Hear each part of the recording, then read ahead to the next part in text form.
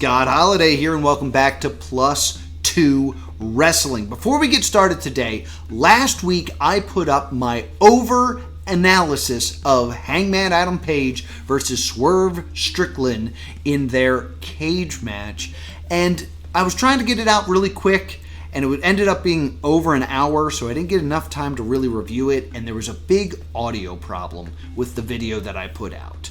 That has since been corrected, so if you check on the channel, there's now the Hangman Adam Page Swerve Strickland Director's Cut. Give that one a watch in case you missed it, or in case you were listening to it and it was too much for your eardrums. There is now a corrected version for you to enjoy. It's almost an hour and I cut a lot out of it, so please enjoy. And now, let's get to the soapbox.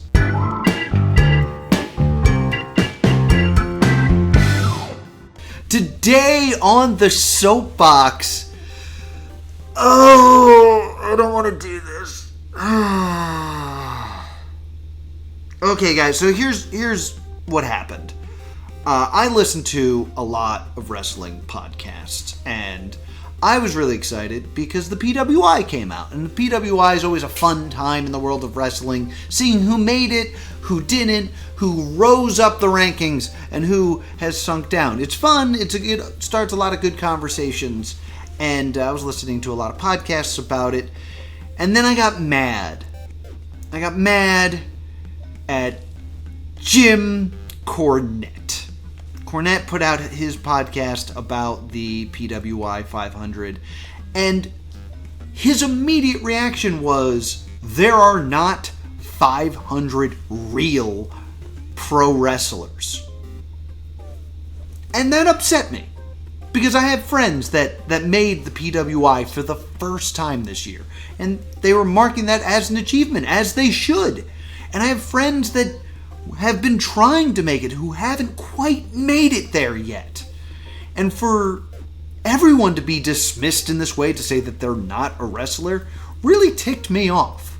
Like, of course there are 500 real professional wrestlers. Heck, I bet there's 1,000 real active professional wrestler today. And then that got me thinking, well, I bet I could find 1,000. And then I was like, 1,000, if you do 1,024, you could do a really big tournament. And that's what I did. This is the greatest, dumbest wrestling tournament of all time. Let's get into the GD Wrestling Tournament. So this is what I did. I took all 500 people from the PWI 500 and just took that whole cloth and just moved that directly into the tournament. And then I went through the WWE, the TNA, the ROH, the AEW, and the NWA rosters, and I took anyone who was signed there that didn't make the list. This is because a lot of people didn't make the list because they didn't have enough qualifying matches or they've been injured, so this let me add people like Roman Reigns and Kenny Omega to the tournament, who would have been very much missed in a tournament like this. And then I took a lot of the tag teams because the PWI 500 focuses on singles matches. So a lot of names were missing from this list. The Young Bucks, Matthew and Nicholas Jackson, the EVPs, were not on the list. The entirety of House of Black is missing from the PWI. Akam and Razor are missing. Yeah, could you believe the Authors of Pain didn't make it? Angel and Berto didn't make it. Did you know Humberto Carrillo was still employed by the WWE? Yeah, he is. Did you know he lost most of his name? Like, not one of those times where you lose half your name, like the WWE likes to do. He lost most of his name. He went from Humberto Carrillo to just Berto. That's just all that's left of his name. He sounds like he's going to hang out with Ernio. And what I did then, so I added those to the list, and then I added all the people that I felt should have made the list and didn't. These are like the people that I've been watching and I've been working with that I really think should be there. These are people that were on my top 10 list of the last 2 years that I think are breakout stars. These are people like your Mac Zeros and your Al De Niros and your Matt Quays. Really people that have yet to really break through that ceiling and really get seen by a mainstream audience. Those are the people that I felt were missing that I truly believe in. And then I still had some names left. So then I went over to Cage Match and I just grabbed a bunch of names. Now you might be thinking, now Scott, doesn't this prove Cornette right? And doesn't this just defeat the whole purpose of this, that you couldn't name 1,000 wrestlers for this? Yeah, it does. Listen, this isn't what this episode was supposed to be. This episode was supposed to be a video blog of everything that went down to Tournament of Death. But I don't have the Tournament of Death footage yet, and something needed to come out this week. And I wasted so much time doing this. I spent a really long time just adding names to a spreadsheet so I could create an imaginary tournament. And I'm in too deep, so let's just get to the rules. So once I had my 1,024 names, I seeded them into a tournament. How did I seed it? Randomly. Didn't have time to really do a seeding that makes sense. So I hit the randomize button like 4 or 5 times and uploaded it into challenge.com so we could have a tournament. And that's when it told me that that was too many names. So I made 4. So there's now 4 different areas of 256 names that will then combined at the final 4 so we can crown the greatest champion. And you can look at those right now. You can look at the links and see what the full bracket is. And when you look at those lists, you might say things like, Scott, there's a really obvious name you missed. And Scott, it looks like you might have added somebody more than once. And Scott, you really, really need to proofread. The spelling is all over the place. And to that I say, I know, okay? Look, I was going really fast. And I know this is a bad idea, but you're still watching this, so it's got to have some merit, so we're going to do it this way. And I'm sorry that I didn't proofread. Especially, I want to apologize to Sal Mistretta and Ethan Promise, whose names I super butchered. Like, they're all over the place, so I'm really sorry about that. Best of luck in the tournament. So, with 1,024 names on this list, you're probably asking yourself, how are these matches going to work? So the matches are going to be very simple. If at any point you have a competition, a match with your opponent in the tournament, that counts as your tournament match. As soon as it happens, as soon as you lock horns, that is your tournament match. Like, for example, one of the matches on the tournament is John Silver, who drew Dustin Rhodes in the first round. If these two were to go one-on-one, that would count as their tournament match. It doesn't matter if it's a pinfall victory, or a submission, or a countout, or a disqualification. Whoever wins that match will move on in the tournament.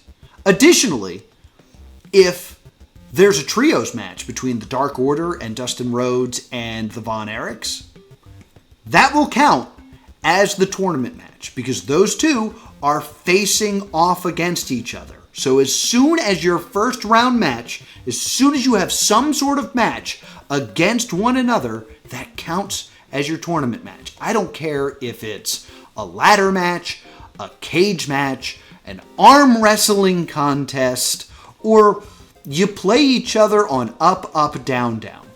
It is going to count as your match. Now, understandably, you might be thinking, with 1,024 names, a couple of those matches might be impossible. And you're wrong. most of the matches are pretty much impossible. There's tons of matches that we're never going to see that are on this tournament. So the way we're going to break those is if you do not have a match against one another, it will be decided by the PWI 500. It all circles back to the PWI 500. If you did not face off within a year, you will be ranked on where you are in the PWI, and whoever's the highest will move forward. So that's for matches like Will Ospreay, who drew Uncle Mastodon from Smash Master Wrestling. Now, chances are those two will not have a match. So rather than just sitting forever for a match that will never take place, all Mastodon has to do to beat Will Ospreay is to have a better year, a better career year in professional wrestling than Will Ospreay. You got him, Masty. I believe in you. And I want to just really stress this. It's any contest. Any contest will count. So let's say, for example, here's a random match that's taking place in the tournament. We have Griff Garrison versus EC3. That is a match that is listed in the first round. Let's say that they have a match, but it's not just a normal match. It is a triple threat match with, I don't know, let's throw in, let's go with Jimmy Uso. So somehow a triple threat match happens between Griff Garrison, EC3, and Jimmy Uso. If Griff Garrison pins Jimmy Uso, he's won the match. He's beaten EC3. He moves on in the tournament. If Jimmy Uso pins EC3, Griff Garrison did not get pinned and did better in that match. So he will move on in the tournament. We have to do it this way or we're never going to get out of the first round. There's 512 first round matches. And just to be clear, we're not waiting for the first round to be done before the second round starts. If you get out of the first round and we know who your opponent is, that match can happen at any time. So that's the only way we're going to get through this, because the only way to do this is if we decide by the PWI this is going to be a 10-year tournament. So we want this to move forward. So these are the things we're doing. And like, here's another example just to give you something. When Joe Hendry wins the Royal Rumble this year, mark my words,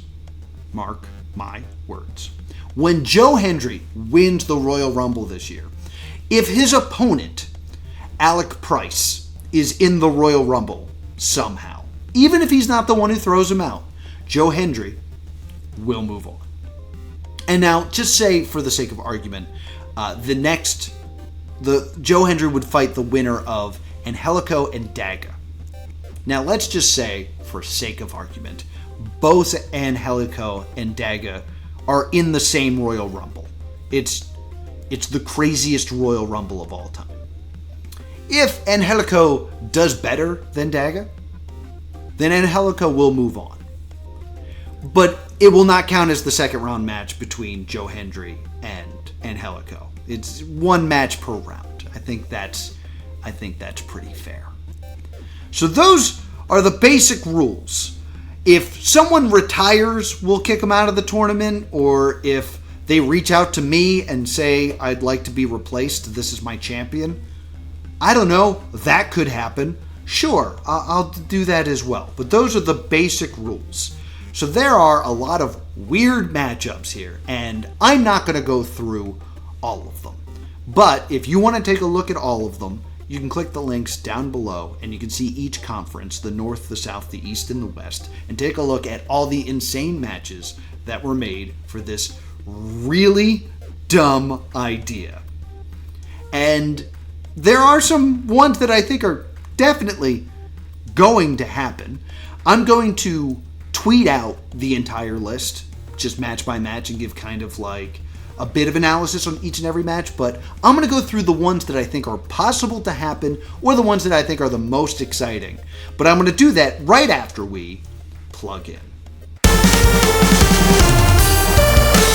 Saturday, October 5th, it is the return of Cosplay Pro Wrestling to FanCon. FanCon is located at 424 South Main Road in Vineland, New Jersey. It is a fantastic time where your favorite comic book, video game, and anime characters are brought to life to duke it out inside the squared circle. The show starts at noon, and on top of that, there's a bonus show that starts at 2 o'clock called Extreme Halloween. So 2 wrestling shows for the price of a convention ticket. I don't know how much the con costs, but come see the convention. FanCon's always a good time, and come see some Cosplay Pro Wrestling.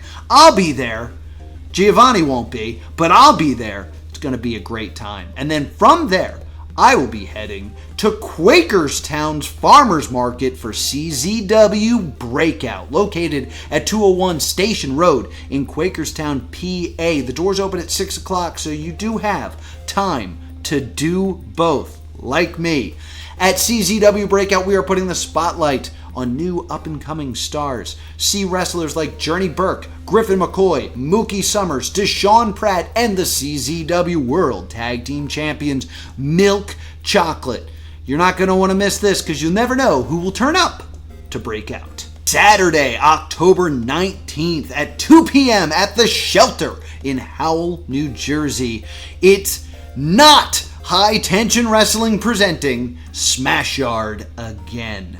High Tension Wrestling is now owned by Ethan Wild LLC, but the former owner and birthday boy, Alex Kilowatt, still has that itch to create some professional wrestling. So, for his birthday, he's creating Smash Yard again. There you will see something like nothing else that High Tension has ever put on before. And I will be the embedded reporter. I don't know what those words mean, but that's what it says. I will be the embedded reporter. So please come on out to Smash Yard again, where you will see the Solution, Luca Mancini, go one-on-one with the hottest topic, Damon Dante. The rest of the card will be announced soon, so pay attention to High Tension Wrestling's YouTube page for more information. The North. So in the North section, we have a lot of matches that I think could take place over on ROH and AEW side of thing. The first one that jumps out to me that I think would be a fantastic match that I think has the possibility of happening is Tony Deppen versus Brian Keith. Brian Keith, the Bad Apple, has been under the learning tree of Chris Jericho for some time now. And I think a great match for him to really show what he can do would be a match against Tony Deppen. I'm a big fan of Tony Deppen, and I really want to see more showcase matches for Tony Deppen, and I think Brian Keith could give us that. So maybe in ROH we'll actually see this one. Another one that we might see if we hope and pray long enough is Nick Wayne, the Prodigy, has probably the hardest draw possible in the first round of this tournament. Nick Wayne has drawn Kenny Omega. Now, we haven't seen Kenny Omega wrestle in quite some time. He's been out with injury due to diverticulitis.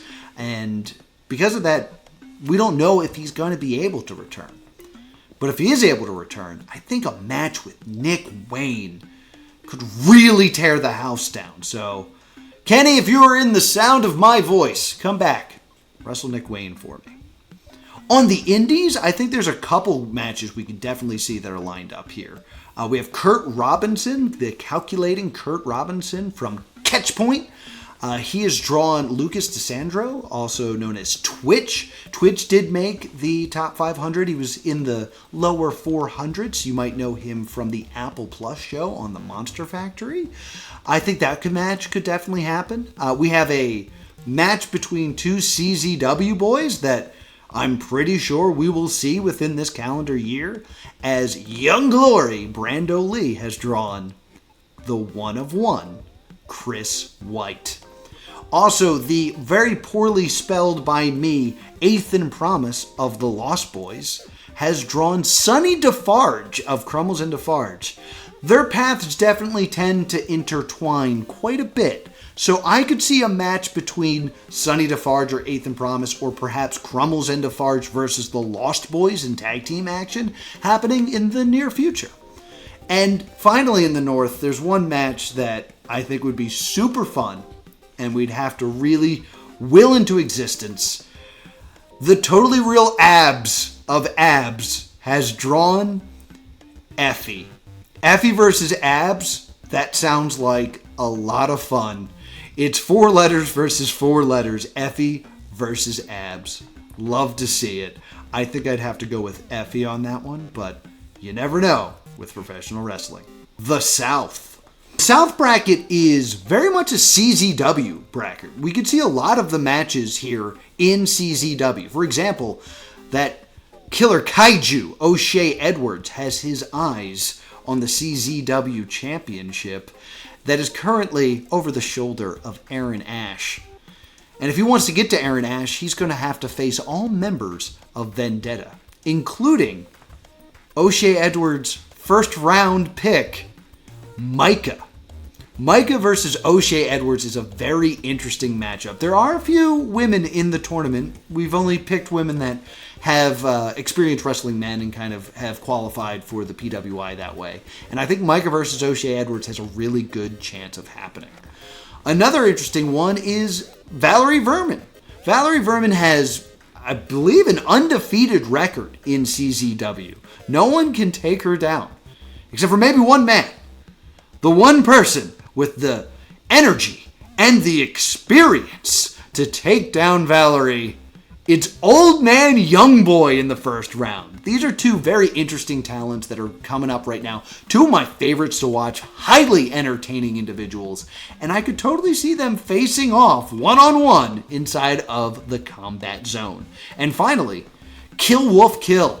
Isaiah Wolf clawed his way with the Wolfpack onto the PWI 500 and now finds himself looking across the tournament bracket looking for a match with Ricky Morton of the Rock and Roll Express. Ricky Morton still very active, and I'd love to see Ricky Morton enter the combat zone, so possibly a match we'll see there. In terms of some other matches, this is where the number 1 seed Cody Rhodes finds himself. And he has a very interesting draw that I know Cody's with the championship is like very busy, so he doesn't get to have like random one-off matches. But I would love to see Cody Rhodes versus Ivan Dragunov. What a match that would be. So Dragunov versus Rhodes in the first round of this big dumb tournament. Something we could definitely see. My dream match in here, I would love to see Marcus Mathers, Mr. WrestleMania Weekend, who had, I think, 14 matches on WrestleMania Weekend, has really shown his talent and ability inside the ring, has drawn Alex Shelley of the Motor City Machine Guns. I think the Machine Guns are on their way to the WWE right now, but if I could pick one match in the South that I want to see, it would be this one. Alex Shelley versus Marcus Mathers. And finally, I have to bring this up because this is especially strange. You're probably not going to recognize these names, but they're important to me. Weber Hatfield, who is on my list of the top 10 wrestlers to watch this year, has drawn Frankie Picard. Frankie Picard and Weber Hatfield have already wrestled. Now, that match won't count for the tournament. We're only counting matches that happen after this video drops. But Frankie Picard wrestled Weber Hatfield in a match I was in. I just thought it was strange that the random number generator gods picked these two to face off. Had this video come out sooner, Frankie Picard would move on to the second round. But I just couldn't believe it when I saw it. And if you want to watch that match, yeah, you can click the thing or the thing. I'm sure I'll put it somewhere. The East. The East doesn't seem to have too many matches that I believe will actually happen. It does have a lot of very strange matches that I thought I would bring up and just talk about how odd they are. I think the only matches we could possibly see are Jay Lethal versus Willie Mack. Willie Mack has made some stops in ROH and AEW, so I think it's very possible that we could see Willie Mack versus Jay Lethal. I think it'll be a great match. I think Lethal is greatly underrated right now. He did not make the PWI 500. I want to see more Jay Lethal. I want to see more Willie Mack, so I'd like to see this match happen. We also have a possible GCW match, as Gringo Loco has drawn Maki Ito. I could see that being in a scramble of some sort in GCW. So hopefully we'll see that one, because the East doesn't look like a lot of these matches are happening. We got a lot of weird matchups. We got Matthew Justice versus Tommaso Ciampa. That sounds great. Bryan Danielson drew Charles Manson. I don't think we're going to see that match, but Charles Manson, I don't know, he could be number one on the PWI this year. It could happen. In a completely different clash of styles, and in a match we will never see, Ultimo Ant, who you might know from The Colony, drew from this year's Tournament of Death, Judge Joe Dredd. I'd love to see that. I might book that match. I might go out of my way to make that match happen, because that sounds fun. And finally, this might be the funniest match in the whole card, because there is a sensation that's growing up from the underground here in the tri-state area. There's a young man who's really giving it his all right now, and that's Ben the Bean. Ben the Bean is a little rookie who's trying to make a name for himself in the world of professional wrestling, and he drew Omos. It's not a match that will happen, but it's fun to dream about. I'd love to see Ben the Bean versus Omos. The West. The West, on the other hand, has probably the most matches I think might actually happen. We might actually see these matches take place. First, L.A. Knight has drawn Dirty Dom Mysterio. That match needs to happen. I know right now they're on separate brands, but I think a match between L.A. Knight and Dirty Dom will be great. If nothing else, they will probably both be in the Royal Rumble. We also have, from the Bang Bang Gang, Austin Gunn has drawn Serpentico. That's a match that I could definitely see either on like an ROH or a pre-show match of a pay-per-view. I could see that happening this year. There's a really good chance we'll see this one coming up soon, and that's Ethan Page versus Pentagon Jr. We believe Pentagon and the Lucha Bros are heading on over to the WWE. They'll probably make a stop over in NXT first before they hit the main roster. And Ethan Page is currently the champion of NXT. And, you know, they both have AEW in their past. A match between the two, I'm sure, would be fantastic. Another one we might also see in the future is there's a lot of rumors that Ricky Starks is just waiting for his contract to expire so he can jump ship over to the WWE. And maybe he'll find himself looking across the ring at his first round opponent, Sheamus. Ricky Starks versus Sheamus is a very interesting matchup. The idea of Sheamus, this hardcore brawler, against this smack-talking, charismatic Ricky Starks. I think you could do actually a nice little program with those guys. So hopefully that's something we'll see. I think there's also a lot of matches that we could possibly see in the world of independent wrestling. I think we could see MIT versus Samuel Thompson. MIT is part of the Think Tank, and Samuel Thompson is teamed up with Valerie Verman in CZW. I could see their paths crossing. The current high-tension wrestling champion is Philly Mike, and he has drawn Rembrandt, a fellow Pennsylvania area wrestler. I could see that match taking place. And there's a couple fun ones in here as well. Personally, I would love to see Carlito go one-on-one with Sexy Eddie. That just sounds like a really fun match and fun, entertaining match. There's a bit of a Chikara flashback in here, as Angelo Parker has drawn Hollow Wicked. I'd love to see Hollow Wicked make a stop in AEW sometime in the very near future. And, when Angelo Parker gets back from his paternity leave, I'd love to see this match take place on like an ROH or on like a Rampage. And finally, it's the letter battle. It's a battle of letters. PCO has drawn TJP. I just like when things kind of work out that way. So there's just a sampling of the matches that have taken place in this tournament, or have yet to take place in this tournament, or may never ever take place, and will be stuck in this tournament for years to come.